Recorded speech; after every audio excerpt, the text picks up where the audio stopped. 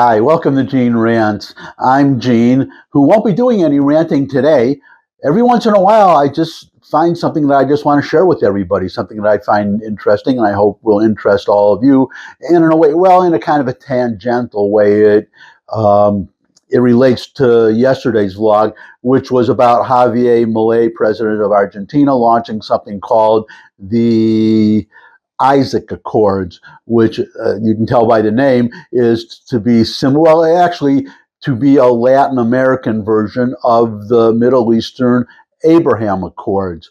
And the reason I bring that up, just as I said, tangentially related today, is that has to do with modern Israel. We are now going to talk about ancient Israel. This is December. Oh, by the way, in case I forget later, I usually don't. Well, I don't think I ever have, but an early Merry Christmas to all my Christian friends. I'm not Christian, but I'm not one of these people that have insist that you have to say Happy Holidays, or really. Well, I guess I am going to start to rant for a second. There was, I don't know what city it was. I think either Portland or Seattle, one of those very woke cities, and they announced a tree lighting ceremony. Well, I think we could all guess what tree that is, Christmas tree, but they would not say Christmas, okay? I'm not one of those people that, actually I can tell you a funny story because I took when I was living in New York, one part of New York neighborhood, I took my shirts into the laundry, the Chinese laundry, and I dropped off the laundry. It was around Christmas time, and the person behind the counter said Merry Christmas, and I said Merry Christmas back. The point being that neither one of us was Jewish. I mean, she was a Confucian, probably Chinese. I was Jewish, but it's the spirit of the season. So, and it doesn't bother me. It actually bothers me a little bit more if you're in Starbucks or somewhere and they're playing, Jingle Bells and Deck the Halls, but they don't play Silent Night anymore or God Rest Ye Merry Gentlemen. Very nice songs, melodies. I say they don't bother me at all. But anyways, that's okay. Get off the rant. Now we're back to the Javier Milei story. That's about modern Israel, and we're talking about now ancient Israel. I mentioned Christmas, Merry Christmas again, but this is also Hanukkah coming up, and Hanukkah has to do very much with ancient Israel. Now, just very briefly, if you don't know, I'm sure you've heard of Hanukkah, but if you don't know exactly what the holiday is about, it's about a revolution, about a guerrilla war, actually, and that's why the founding fathers actually, when we had our own revolution, the American Revolution, they referenced the preachers. They would talk not so as much about the New Testament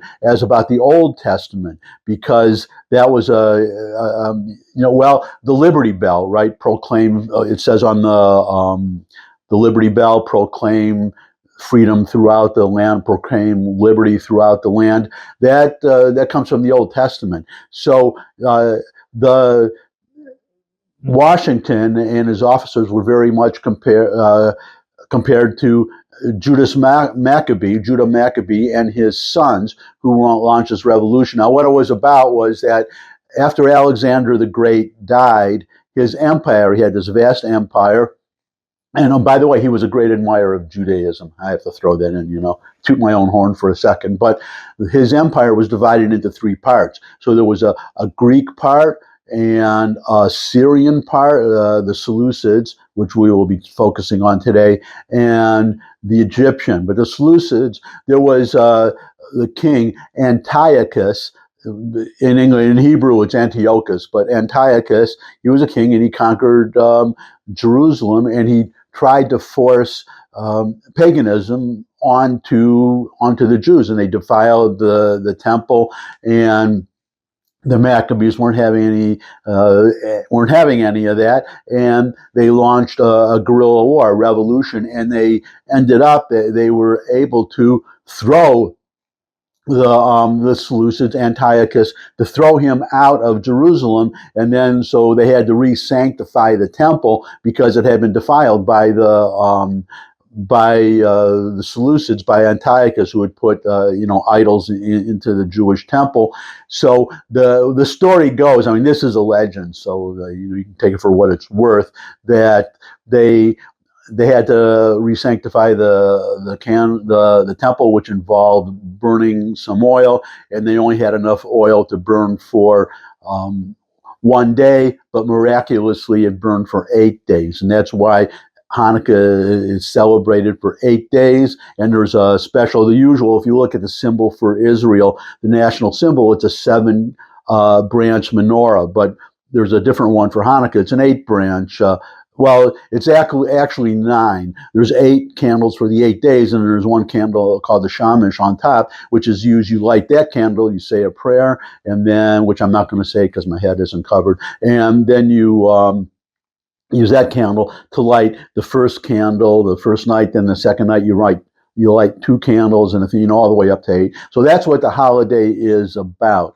And so what this all is getting to is that there was that period of time was the Hasmonean period. We call it Jews the Maccabean period, but the same thing, about like 160 BC. And there was recently a discovery made in Israel in the Tower of David, Old Jerusalem, a wall, an ancient wall from that time, from the time of the Maccabees. The Maccabees would have, known that wall. And actually, that would have been that wasn't the wall of the temple, but the point is it's an ancient wall. It's from the Hasmonean period, and I'm going to show you a video now, which will explain, among other things, that we all will be able to see that wall. Now it's under, rubble and ground has accumulated since then. So what it is now is it's underground, but they're going to build a glass floor over that area, so you can walk right across and look down and see this wall. So with that introduction, I just want to show you the video. It's not very long, but it is very interesting. At least it was to me, and I hope it will to you, because it was before Jesus's time, but Jesus would have known that area well. He would have walked that area. So if you're a Christian, you still might find it interesting. And here's the video. The section we uncovered is truly one of the greatest and most impressive segments ever revealed in Jerusalem through archaeological excavations. We are located right next to the Tower of David and Jaffa Gate. The staff of the Tower of David Museum wanted to develop and expand the museum, and of course the Israel Antiquities Authority got involved. Then, immediately after removing the fill and layers that had accumulated here over hundreds and thousands of years, we began to touch the archaeology of Jerusalem and to ask, what was here? This was the personal palace of King Herod, and within this Herodian structural system, a true wonder is buried. We find the wall of Jerusalem from the Hasmonean period. Its width is over 5 meters, truly one of the most massive, formidable walls Jerusalem has ever known. What we see here is not the result of the ravages of time. Someone deliberately intended the destruction of this wall, and we offer 2 interpretations for this phenomenon. We are a few decades after the events of Hanukkah, here in 132 BCE. Facing yet another oppressor, also named Antiochus, but this time it's Antiochus VII Sidetes. This Greek too besieges Jerusalem, and he decides to reach an agreement, a ceasefire agreement, with the Hasmonean king, John Hyrcanus I, and he says the following to him: "Do you want me to lift the siege? Go to your mighty walls and destroy them down to their foundations, and only then do I promise you that I will pull my army back." We actually have fantastic, tangible, and even brutal evidence of this siege. I am standing at the foot of the Hasmonean wall, and here at its base in the 1980 archaeological excavations by the pair of archaeologists René Sivan and Jora Solar, they uncovered dozens and hundreds of weapons that clashed with the wall. Here's another interpretation that can be offered. The one who carried out this deliberate destruction was none other than Herod himself. At that time, Herod wanted to send a message to the Jewish public. Listen, there is no longer a Jewish royal dynasty. The Hasmoneans, the House of Hasmonean, are finished. I am here now, I decide, and I am starting everything anew. And perhaps this is the archaeological evidence for this historical information. Here in this place we'll add a beautiful glass floor so you can see the antiquities through it.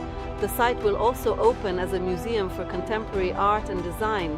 because Jerusalem tells an ancient story together with a modern new one and serves as an inspiration for artists from Israel and from around the world. Your comments welcome in the comments section below the video. Share this video with anyone you think would benefit from it, but most of all, come back and see me again. I'd love to see all of you again, and until I do see all of you again, bye.